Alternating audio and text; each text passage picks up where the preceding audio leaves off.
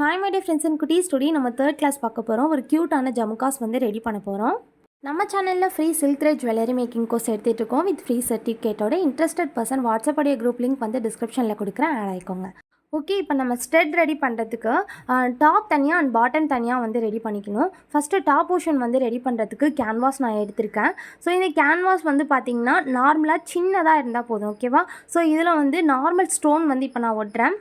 So round shape stone வந்து purple colour நான் choose பண்ணியிருக்கேன். ஸோ டுடே வந்து பார்த்திங்கன்னா வயலட் கலர் சில்க் த்ரெட் தான் வந்து நான் சூஸ் பண்ணியிருக்கேன் ஜுவல்ஸ்க்கு. ஸோ அதுக்கு மேட்சாக வந்து ஸ்டோன்ஸுமே வந்து கொஞ்சம் டார்க் ஷேடில் வந்து எடுத்திருக்கேன். ஓகே, ஸோ இந்த ஸ்டோன் வந்து நல்லா பாருங்கள், ரவுண்ட் ஷேப்பில் இருக்கும். ஓகே, ஸோ சின்னதாக இருந்தாலே போதும். ஸோ இதோட கொஞ்சம் பெருசாக இருந்தாலும் நல்லா தான் இருக்கும். கொஞ்சமாக க்ளூ அப்ளை பண்ணிவிட்டு, ஸோ 2 செட் தேவை, அதனால் வந்து நான் 2 ஸ்டோன்ஸ் வந்து நான் ஃபிக்ஸ் பண்ணியிருக்கேன். ஸோ இது வந்து டாப் போர்ஷன். ஃபஸ்ட்டு நம்ம டாப் போர்ஷன் ரெடி பண்ணி கொஞ்சம் ட்ரை ஆகட்டும், நம்ம அதுக்குள்ளே பாட்டம் போர்ஷன் வந்து ரெடி பண்ணிடலாம், ஓகேவா? ஸோ டாப் வந்து நான் ஒரு ஸ்டோன் செயின் வந்து எடுத்திருக்கேன், ஓகேவா? நல்லா பாருங்கள், ஃபஸ்ட்டு நான் ஸ்டோன் வந்து ஒட்டினதுக்கப்புறம் ஜஸ்ட் இந்த ஸ்டோன் செயினை ஃபஸ்ட்டு மெஷர் பண்ணியிருக்கிறேன். நார்மலாக மெஷர் பண்ணி கட் பண்ணி எடுத்துக்கோங்க. ஸோ கட் பண்ணதுக்கப்புறம் தான் நம்ம அந்த சின்ன பீஸை தான் வந்து ஃபிக்ஸ் பண்ணணும். நார்மலாக வந்து ஸ்டோன் செயின் வந்து டேரெக்டாக ஃபிக்ஸ் பண்ணிங்க அப்படின்னா நம்ம கட் பண்ணுறது கொஞ்சம் கஷ்டமாக இருக்கும். ஸோ அதனால் எவ்வளோ தூரம் நமக்கு வேணுமோ அந்த லெவலுக்கு மெஷர் பண்ணி கட் பண்ணிவிட்டு, ஸோ க்ளூ அப்ளை பண்ணிவிட்டு அண்ட் 1 லேயர் வந்து ஸ்டோன் செயின் வந்து ஒட்டியிருக்கேன். ஓகே, இப்போ குட்டி டிப் என்னென்னா, நம்ம 1 லேயர் ஒட்டியிருக்கோன்னா லைட்டாக வந்து நம்ம 2 மினிட்ஸ் ஆச்சு ட்ரை ஆகணும். ஸோ அதுக்கப்புறம் தான் நம்ம நெக்ஸ்ட்டு லேயருக்கு போகணும். ஏன்னா உடனே நம்ம அடுத்தடுத்த லேயர் போனோன்னா அது ட்ரை ஆகிறதுக்கு லேட் ஆகும். ஒவ்வொரு டிசைனும் மெர்ஜ் ஆகிற மாதிரி இருக்கும். ஓகே, அண்ட் நெக்ஸ்ட்டு பார்த்திங்கன்னா ஸ்டோன் செயின் தான் யூஸ் பண்ணணும் இல்லை, பால் செயின் இருக்குது, ஸ்டோன் செயின்லேயே கலர் செயின்ஸ் இருக்குது. ஸோ அது மாதிரி நிறைய வெரைட்டிஸ் இருக்குது, நம்ம எது வேணாலும் யூஸ் பண்ணிக்கலாம். அண்ட் நெக்ஸ்ட்டு பார்த்திங்க அப்படின்னா, இப்போ நம்ம ரெடி பண்ணிகிட்டு இருக்கிறது ஒரு ரவுண்டு சர்க்கிள் ஷேப்பு, ஓகேவா?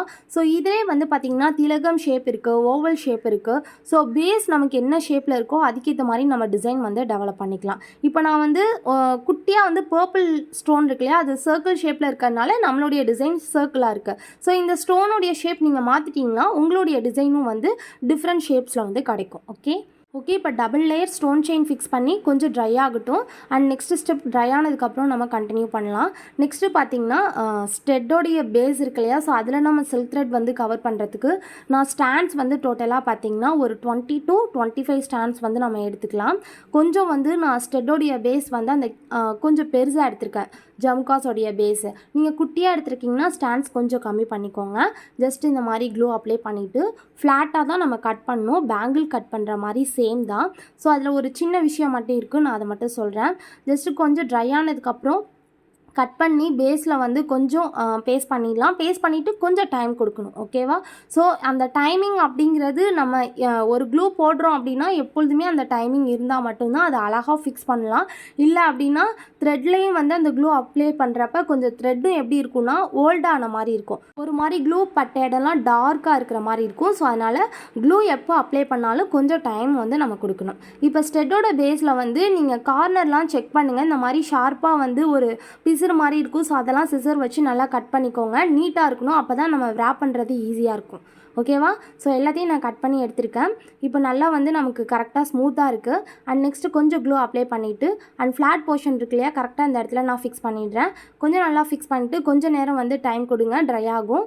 அண்ட் நெக்ஸ்ட்டு அதோடைய பாட்டம் போர்ஷன், த்ரெட்டோட பாட்டம் போர்ஷன் எப்படி இருக்குன்னா நமக்கு கொஞ்சம் வந்து ஃப்ளாட்டாக தான் இருக்கும். அதை நம்ம கட் பண்ணி எடுத்துக்கலாம். எடுத்துக்கிட்டு என்ன பண்ணணும்னா கொஞ்சம் வந்து நமக்கு அந்த ஹோல் இருக்கு இல்லையா, பேஸோட ஹோலில் வந்து போகிற மாதிரி இருக்கணும். ஸோ அதுக்கேற்ற மாதிரி நல்லா வந்து ஷார்ப்பாக்கிக்கணும், ஓகேவா? கிளியராக பார்த்துக்கோங்க. இந்த மாதிரி நல்லா ஷார்ப்பாக இருந்தால் தான் த்ரெட்டோட பேஸ் அந்த ஹோலில் வந்து நம்ம போட்டு நம்ம கவர் பண்ணுறதுக்கு ஈஸியாக இருக்கும். கிளியராக புரிஞ்சுக்கோங்க.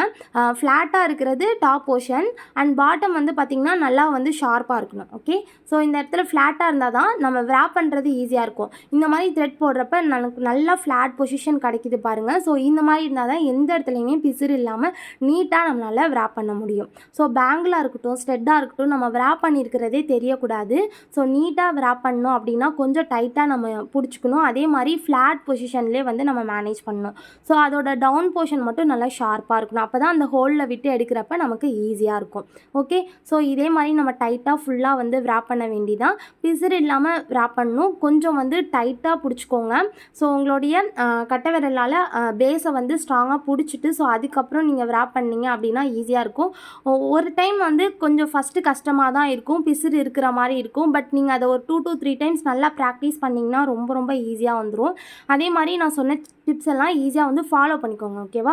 ஸோ அந்த இடத்துல க்ளூ அப்ளை பண்ணுங்கள். கரெக்டாக ஷார்ப்பாக வந்து அப்ளை பண்ணிட்டீங்கன்னா உங்களுக்கு வந்து ஹோலில் விட்டு எடுக்கிறது ஈஸியாக இருக்கும். அதே மாதிரி நம்ம ஒட்டுறப்பையும் வந்து நம்ம கார்ட்போர்டில் ஃப்ளாட்டாக எடுத்துடணும். அதை ஸ்லோவாக நம்ம பேங்கிளில் பார்த்த மாதிரி ஃப்ளாட் போர்ஷனில் எடுத்தீங்க அப்படின்னா உங்களுக்கு பட்டையாக இருக்கும். பிசுறு இல்லாமல் ஈஸியாக வந்து உங்களால் விராப் பண்ண முடியும். இதே ஆர்டர்லேயே நான் ஃபுல்லாக கவர் பண்ணிடுறேன். ஸோ த்ரெட்டால் நல்லா கவர் பண்ணிவிட்டு கொஞ்சம் கூட கேப் இருக்கவே கூடாது.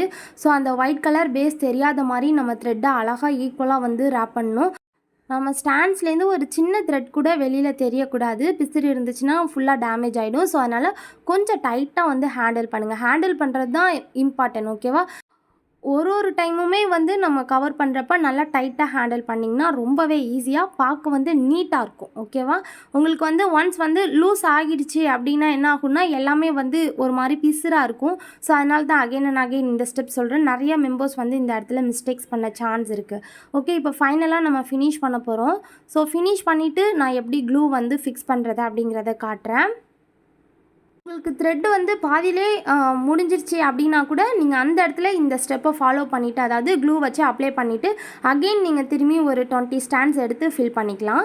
ஸோ ஸ்டாண்ட்ஸ் எடுக்கிறதுல தான் இருக்குது. நீங்கள் 20 to 25 எடுத்தீங்க அப்படின்னா கரெக்டாக இருக்கும். கம்மியாக எடுத்துட்டிங்க அப்படின்னா கொஞ்சம் கஷ்டமாக போயிடும். ஓகே, ஸோ இந்த மாதிரி டைட்டாக வந்து ரேப் பண்ணுங்கள். ரேப் பண்ணிவிட்டு அகெயின் வந்து என்னென்னா இந்த ஹோல் வழியாக பாட்டம்க்கு வந்துடணும். எப்பொழுதும் நம்ம வந்து கம்மை வந்து ஃபிக்ஸ் பண்ணுறது எந்த இடத்துல ஃபிக்ஸ் பண்ணணும்னா பாட்டமில் தான் ஃபிக்ஸ் பண்ணணும். ஸோ இந்த இடத்துல வந்து க்ளூ வச்சு ஃபிக்ஸ் பண்ணிடலாம். உடனே வந்து கட் பண்ணிவிட்டு க்ளூ வச்சு ஃபிக்ஸ் பண்ணாதீங்க. ஒன்ஸ் வந்து இந்த மாதிரி உங்களுடைய தம்பால் பிடிச்சிக்கோங்க. த்ரெட்டை பிடிச்சிட்டு க்ளூ வச்சு ஃபிக்ஸ் பண்ணுங்கள். ஃபிக்ஸ் பண்ணிவிட்டு அதுக்கப்புறமா எக்ஸ்ட்ரா பீஸ் வந்து கட் பண்ணிங்க அப்படின்னா ஈஸியாக இருக்கும். ஓகே, ஸோ ஏன்னா இது நிறைய மெம்பர்ஸ் வந்து இந்த மிஸ்டேக் பண்ணுவாங்க. பிகினர்ஸாக இருக்கீங்கன்னா டக்குன்னு வந்து கட் பண்ணிவிடுவாங்க. அதுக்கப்புறம் க்ளூ வச்சு ஃபிக்ஸ் பண்ணலான்னு லூஸ் பண்ணிட்டீங்க அப்படின்னா அந்த ஸ்பேஸ் வந்து அப்படியே களைஞ்ச மாதிரி போயிடும்.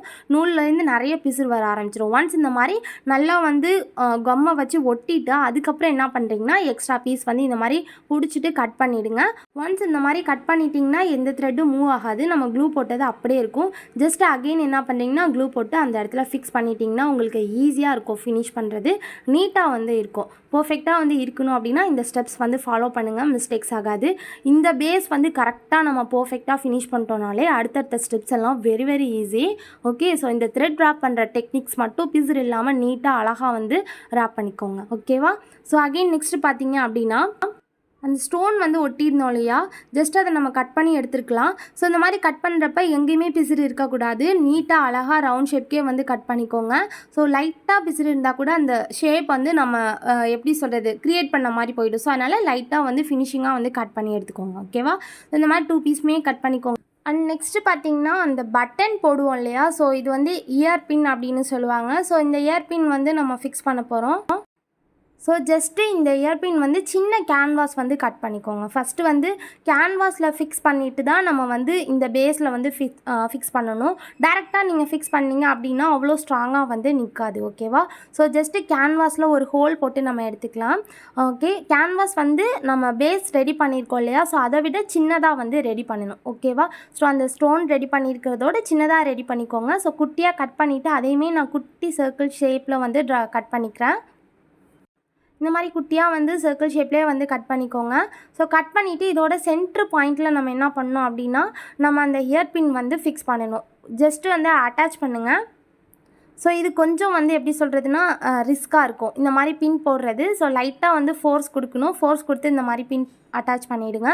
ஸோ இந்த மாதிரி பின் அட்டாச் பண்ணதுக்கப்புறம் ஜஸ்ட்டு அந்த பின்னையும் கேன்வாஸையும் சேர்த்து க்ளூ வச்சு ஃபிக்ஸ் பண்ணிவிடுங்க ஃபஸ்ட்டு டைட்டாக. அதுக்கப்புறமா நம்ம ரெடி பண்ணியிருக்கிற ஸ்டோன் இருக்கு இல்லையா, ஸ்டோனில் வந்து ஃபிக்ஸ் பண்ணிடலாம். ஓகே, நம்ம ரெடி பண்ணியிருக்கிற டாப் போர்ஷனில் வந்து இதை க்ளூ வச்சு ஃபிக்ஸ் பண்ணிடலாம். இந்த ஸ்டெப் வந்து ரொம்ப இம்பார்ட்டன்ட். ஏன்னா இது கரெக்டாக பேஸ்ட் பண்ணணும். ஸோ நல்லாவே க்ளூ அப்ளை பண்ணி பேஸ்ட் பண்ணிக்கோங்க. ஏன்னா நம்ம இதை வந்து காதில் போடுறப்ப ஃபுல் பேலன்ஸுமே இந்த ஸ்டெட்டில் தான் இருக்கும். ஓகேவா. ஏன்னா நம்ம கீழே வந்து அட்டாச் பண்ணுறது நம்ம த்ரெட் கவர் பண்ணி வச்சுருக்கோம் இல்லையா ஜமுக்கா பேஸ், அது ஃபுல்லாக வந்து வெயிட் தாங்குறது இந்த போர்ஷன் தான். ஸோ அதனால தான் இதை வந்து கரெக்டாக க்ளூ அப்ளை பண்ணி நல்லா ஸ்ட்ராங்காக வந்து ஃபிக்ஸ் பண்ணிக்கோங்க. உங்கள்கிட்ட நார்மல் க்ளூ இருந்தால் ஓகே தான். உங்கள்கிட்ட B7000 இருந்தால் கூட நீங்கள் அதில் சேல் பண்ணுறீங்க அப்படின்னா B7000 க்ளூ யூஸ் பண்ணிக்கோங்க. நார்மலாக நமக்குன்னா இந்த க்ளூவே ஓகே தான். பட் ஆனால் நீங்கள் சேல் பண்ணுறீங்க ஸ்டெட் அப்படிங்கிறப்ப B7000 க்ளூ போட்டுக்கிட்டிங்கன்னா நல்லா வந்து ஸ்ட்ராங்காக இருக்கும், கரெக்டாக இருக்கும். ஓகே, ஸோ இப்போ ஜஸ்ட்டு இதை நம்ம ரெடி பண்ணிட்டோம். இதையுமே நம்ம குட்டி ஸ்டெட்டாக வந்து யூஸ் பண்ணிக்கலாம். அண்ட் நெக்ஸ்ட்டு பார்த்திங்கன்னா எப்படி நம்ம கனெக்ட் பண்ண போகிறோம் அப்படிங்கிறத பார்க்கலாம். இப்போ ஹெட் பின் நான் எடுத்திருக்கேன். ஸோ இந்த பின் நல்லா பார்த்துக்கோங்க. நார்மல் பீட்ஸ் வந்து கோல்டன் பீட்ஸ் நான் எடுத்திருக்கேன். ஸோ ஹெட் பின்னில் வந்து இன்செர்ட் பண்ணுறேன். ஸோ இதில் பாருங்கள் கீழே வந்து இந்த போர்ஷன் குட்டியாக ஒரு பின் மாதிரி இருக்கும். ஸோ இது அப்படியே நம்ம என்ன பண்ண போகிறோம் அப்படின்னா ஸ்டெட்டில் வந்து ஃபிக்ஸ் பண்ண போகிறோம். ஸோ இந்த மாதிரி ஃபிக்ஸ் பண்ணிட்டிங்கன்னா நமக்கு அந்த பின் கரெக்டாக வந்து அந்த பீட்ஸ்குள்ளே போகிறதுனால அந்த பின் வந்து வெளியில் வராமல் இருக்கும், பீட்ஸ் போய் லாக் ஆகிக்கும். ஓகேவா. ஸோ இப்போ நம்ம என்ன பண்ண போகிறோம்னா லைட்டாக வந்து க்ளூ அப்ளை பண்ணிவிட்டு நான் சொல்லியிருக்கேன் ஏற்கனவே ஹெட் கேப் அப்படின்னு சொல்லிட்டு, ஸோ அந்த கேப் வந்து ஃபிக்ஸ் பண்ண போகிறோம். ஆல்ரெடி எல்லாம் பர்ச்சேஸ் பண்ணியிருந்தீங்க அப்படின்னா கரெக்டாக உங்களுக்கு இமேஜ் பார்த்தாலே தெரியும். ஓகே, ஸோ அந்த கேப் வந்து நான் ஏன் இந்த இடத்துல க்ளூ போட்டு ஃபிக்ஸ் பண்ணுறேன் அப்படின்னா ஸ்டெட்டு வந்து நம்ம கரெக்டாக போடணும். கொஞ்சம் வந்து இந்த பின்னோடைய ஷேப் மாறிடுச்சுன்னா ஸ்டெட்டு வந்து கொஞ்சம் வந்து எப்படி சொல்கிறதுனா சாஞ்ச மாதிரி போயிடும். ஸோ அதனால் நம்ம எப்பொழுதுமே க்ளூ போட்டு ஃபிக்ஸ் பண்ணிட்டீங்க அப்படின்னா அது ஸ்ட்ரைட்டாக இருக்கும், அது கொஞ்சம் கூட நமக்கு வந்து சாயாமல் இருக்கும். ஸோ அதுக்காக தான் நான் க்ளூ போட்டு ஒவ்வொரு ஸ்டெப்பும் உங்களுக்கு காட்டுறேன். அண்ட் நெக்ஸ்ட்டு அகெயின் டாப்பில் ஒரு கோல்டன் பீட் வந்து செட் பண்ணிக்கோங்க. ஓகே, ஸோ இதுதான் வெரி இம்பார்ட்டன்ட் ஒரு ஸ்டெப்பு. ஸோ இதை நம்ம கனெக்ட் பண்ணுறதுக்கு முன்னாடி ஒரு ஸ்டெப் பண்ண போகிறோம். ஃபஸ்ட்டு நம்ம ரிங் வந்து ரெடி பண்ணிக்கலாம். நான் ஆல்ரெடி சொன்ன மாதிரி கோல்டன் ரிங்கை வந்து க்ளோஸில் இருக்கும். ஸோ அந்த பின் கரெக்டாக வந்து நம்ம ஓப்பன் பண்ணி வச்சுக்கலாம். ஜஸ்ட் அது நார்மல் தான். அதுக்கப்புறம் நம்ம என்ன பண்ண போகிறோம் அப்படின்னா இந்த ஹெட் பின் வந்து கொஞ்சம் கட் பண்ணி அதை ஒரு ரவுண்ட் ஷேப் மாதிரி வளைக்க போகிறோம். ஓகேவா. நான் ஒவ்வொரு ஸ்டெப்பும் எக்ஸ்பிளைன் பண்ணி சொல்கிறதுனால தான் இது ரொம்ப லென்த்தாக இருக்குது. பட் இது ரொம்ப ரொம்ப ஈஸி ஸ்டெட் பண்ணுறது. நம்ம கரெக்டாக வந்து அதை கனெக்ட் பண்ண தெரிஞ்சிச்சுனாலே போதும், நிறைய டிசைன்ஸ் வந்து நம்ம நியூ டிசைன்ஸ் வந்து க்ரியேட் பண்ணலாம். ஜஸ்ட் அந்த ரிங்கை வந்து நான் ஓப்பன் பண்ணி வச்சுருக்கேன். இப்போ பார்த்திங்கன்னா நம்ம அந்த பின் இருக்கு இல்லையா, ஸோ இதை கட் பண்ண போகிறோம். இதுக்கு வந்து கட்டர் தான் வேணும். கத்திரிக்கோலால் கட் பண்ணுறது கொஞ்சம் கஷ்டம்தான். நீங்கள் கட்ரு வச்சுருந்தீங்கன்னா அது மாதிரி கட் பண்ணுங்கள். அப்படின்னா இந்த மாதிரி கட்ரு கூட யூஸ் பண்ணிக்கோங்க. ஜஸ்ட்டு இதை லைட்டாக வந்து கட் பண்ணுங்கள். டாப்பில் கொஞ்சமாக கட் பண்ணிவிட்டு இதை வந்து இது மாதிரி வந்து ட்விஸ்ட் பண்ணணும், வளைக்கணும். ஓகேவா. ஸோ இது வளைக்கிறப்ப என்னென்னா ஃபுல்லாக வந்து பெண்ட் பண்ணி வளைக்கக்கூடாது.